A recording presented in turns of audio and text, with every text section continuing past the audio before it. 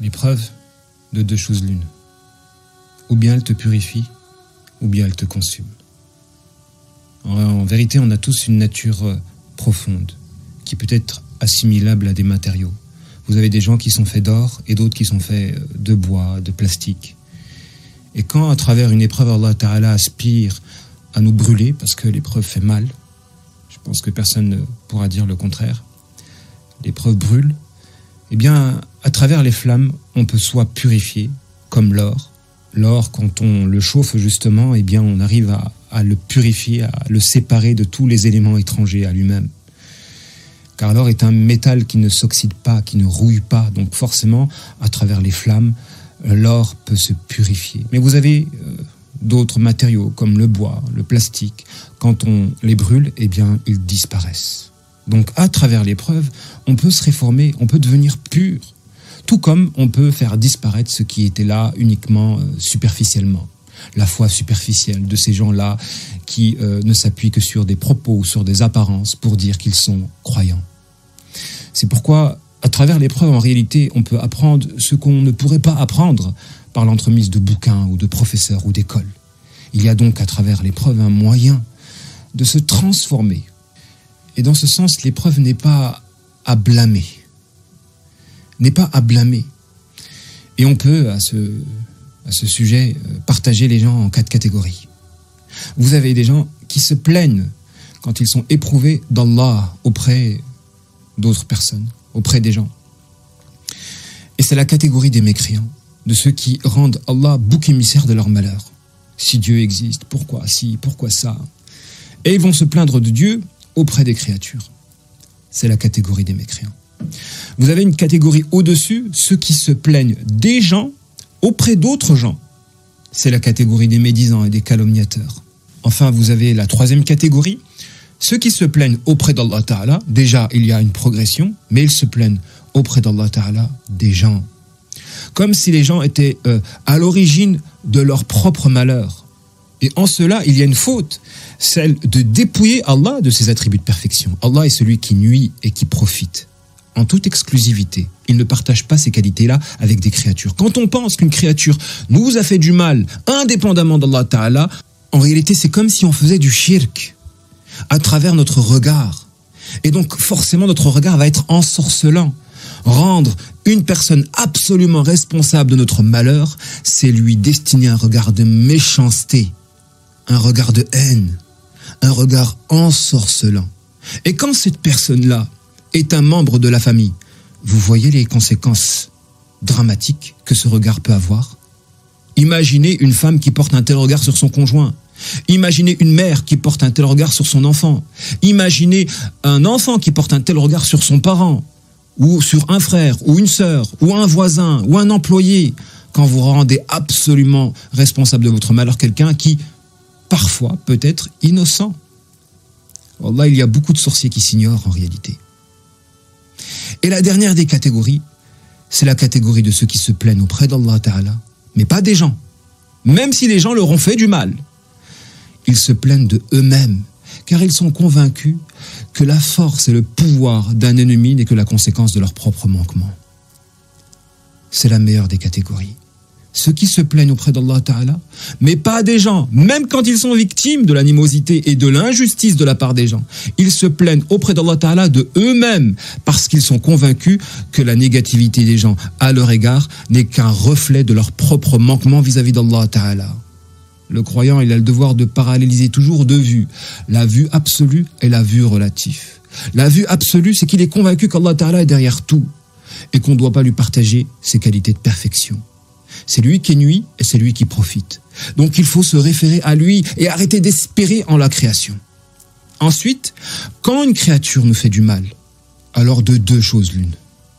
Ou bien cette créature est mauvaise, d'une négativité intrinsèque, ou bien elle est mauvaise seulement dans la forme.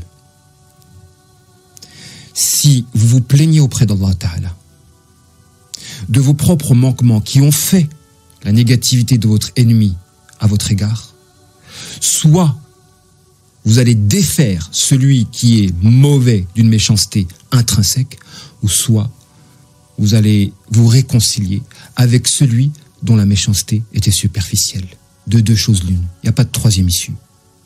Quand vous êtes convaincu que la méchanceté d'un ennemi n'est que la conséquence de vos propres manquements, quand vous revenez vers Allah Ta'ala en faisant preuve de patience et de piété, wallahi, soyez convaincus qu'Allah va vous délivrer, soit par l'issue qu'est la défaite de votre ennemi dont la méchanceté est intrinsèque, soit par l'issue de la réconciliation et le retour vers vous de celui dont la méchanceté était superficielle. On a vraiment besoin de méditer le récit où le prophète alayhi salatu wassalam est parti à Taïf pour prêcher la bonne parole. Il vient avec miséricorde pour les sauver. Et qu'est-ce qu'il reçoit en retour? De la méchanceté, des insultes, de la lapidation. On lui a envoyé les pires de la ville, les déchets de la ville pour l'humilier. Et notre prophète, quand il est parvenu à quitter la ville, il a invoqué son Seigneur d'une invocation que jamais l'histoire ne pourra oublier. Allahumma ilayka ashku da'fa quwwati. Qu'est-ce qu'il a dit? Il ne s'est pas plaint contre cette ville-là. Il n'a pas voulu le châtiment à leur égard. Pourtant, il y a des anges qui sont venus pour lui dire, si tu veux, les deux montagnes qui surplombent la ville ont fait en sorte qu'elles se collent, de sorte que cette ville-là soit rasée. Le prophète a refusé. Il a invoqué son Seigneur en se plaignant de sa propre faiblesse, de ses propres fragilités. Wahawani ala nas, et du fait qu'il n'a pas été considéré par les gens. C'est-à-dire qu'il n'a pas été impactant vis-à-vis de ces gens-là que lui aimait, parce qu'il leur voulait du bien. Qu'est-ce que le prophète dit? Il amène takiluni. Auprès de qui tu me rends dépendant? D'une personne éloignée qui va être dure à mon endroit ou d'un ennemi vis-à-vis duquel tu auras confié les rênes de ma trajectoire de vie. Tant que tu n'es pas en colère contre moi, alors je ne m'en soucie pas. Je ne me soucie pas des malheurs que tu m'infliges. Parce que c'est vrai qu'on a tendance, malheureusement, à croire que lorsque on est éprouvé, Allah Ta'ala ne nous aime pas. Ou bien qu'il nous veut du mal gratuitement. Et ceci risque de nourrir en nous une mauvaise image à l'endroit d'Allah Ta'ala, susceptible de construire notre désespoir à son endroit. Désespoir qui peut mener ensuite à la rébellion, à la mécréance et à l'action de s'associer à Satan. Beaucoup ont craqué des conséquences de l'épreuve. Et le prophète alayhi salam, il dit, tant que tu n'es pas en colère contre moi, alors je ne m'en soucie pas. Si tu m'éprouves, parce que je suis ton serviteur, tu fais ce que tu veux de moi. Walakin, afiyataka hiya awsa'u li. Ta clémence m'est préférable. Bien sûr qu'il faut préférer adorer Allah Ta'ala à travers le shukr plutôt qu'à travers la patience, parce que c'est pas facile de patienter. C'est pas facile de patienter, surtout si l'épreuve dure dans le temps. Tandis qu'à travers le shukr, eh bien, lorsqu'Allah Ta'ala nous délivre ou qu'il nous fait descendre ses bienfaits, eh bien, notre image à son endroit ne fait que se perfectionner. Et consécutivement, on ne fait que l'aimer davantage.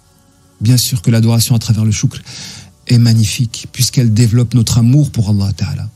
Tandis que, à travers la patience, il y a un risque justement de désespérer et de nourrir une mauvaise image vis-à-vis d'Allah Ta'ala. Et c'est pourquoi Allah Ta'ala dit wa in tasbiru wa tattaqu la yadurrukum kayduhum shay'a. Et si vous faites preuve de patience et de piété, alors la ruse de vos ennemis ne vous atteindra pas. Et c'est pourquoi le prophète alayhi salatu wassalam clôture son invocation. Lakal utba hatta tarda. C'est-à-dire que tu auras ma soumission, quoi qu'il puisse advenir. Je resterai patient. Je supporterai les épreuves parce que je suis ton serviteur. Hatta tarda, jusqu'à ce que tu sois satisfait. En gros, je ne me rebellerai pas. Parce qu'il y a un risque, effectivement, lorsque l'épreuve dure, que l'on craque à travers notre cœur, par l'altération de notre image à l'endroit d'Allah Ta'ala, ou à travers nos actes, par la rébellion. Franchement, on est tous plus ou moins concernés par ce cours. Et on peut tous appliquer ce que le prophète alayhi salatu wassalam a vécu à Taïf dans nos relations avec nos proches, avec notre conjoint, notre conjointe, nos parents, nos enfants, nos voisins, etc., etc. On peut tous être sujets à de l'animosité, mais malheureusement, beaucoup, soit ils se plaignent d'Allah Ta'ala auprès des gens, soit ils se plaignent des gens auprès d'autres gens, soit ils se plaignent auprès d'Allah Ta'ala des gens, soit ils se plaignent auprès d'Allah Ta'ala de eux-mêmes. Parce que si vous avez un proche qui est mauvais seulement dans la forme, parce que sa négativité n'est que le reflet de vos propres manquements, alors travaillez à vous réformer pour que la négativité de forme disparaisse et que la bonté intérieure remonte à la surface, de sorte qu'il y ait réconciliation. Qu'Allah Ta'ala nous donne la victoire. Une victoire qui soit nous réconcilie avec les gens que l'on aime, ou soit une victoire à travers laquelle nos ennemis intrinsèques seront défaits. Wassalamu alaikum wa rahmatullahi ta'ala wa barakatuh.